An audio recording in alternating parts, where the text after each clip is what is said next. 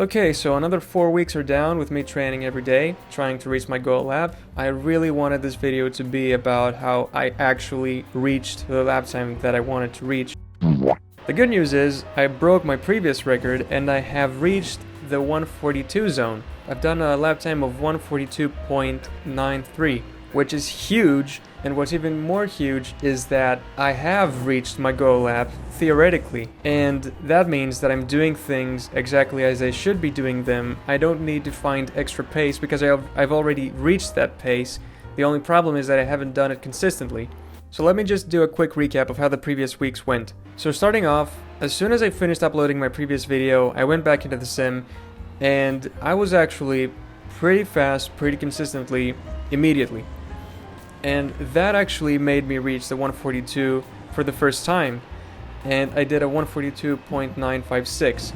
Now I did this with a more positive brake bias. I think it was a 50.3% brake bias, and I kept on using this brake bias for a couple more sessions in the following days and weeks. But later on, I thought of actually trying out what a previous commenter had mentioned of how they're using the default brake bias. And I have to say, while initially it was actually much better, and when I say much better, I mean like the tiniest bit of difference, but it was just enough for me to do my current fastest lap, which is a 142.93.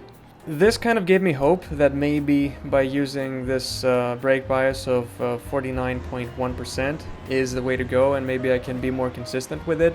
And I did try it out for a couple more days, but unfortunately I wasn't really able to.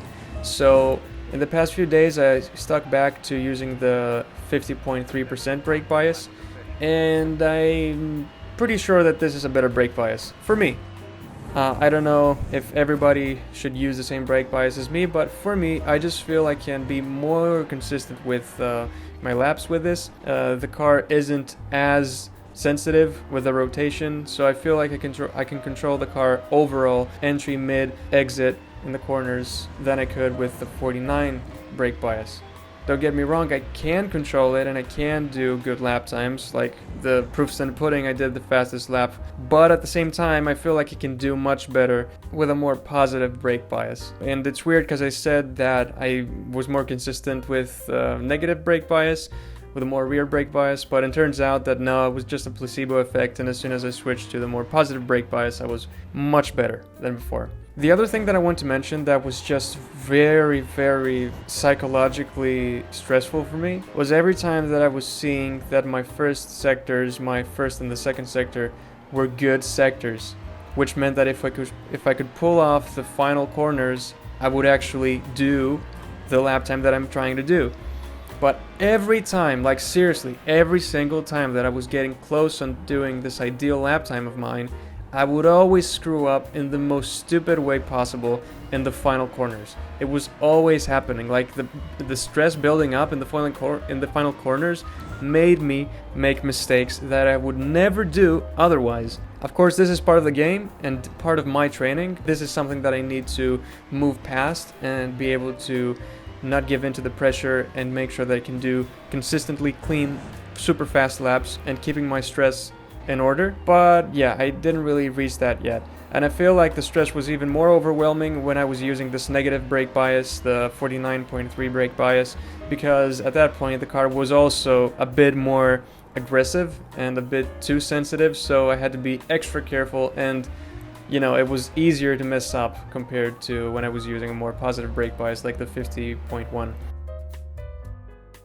You may ask, what are you doing differently? Well, it's really just driving much cleaner compared to before. I know when to release the brakes and when to step harder on the brakes. I have a pretty good idea, pretty good sense of what the car is telling me it's doing, what the feedback of the car means, so I can change the feedback or keep the current feedback based on what I want the car to do. That's mostly it. That's mostly trail braking, really.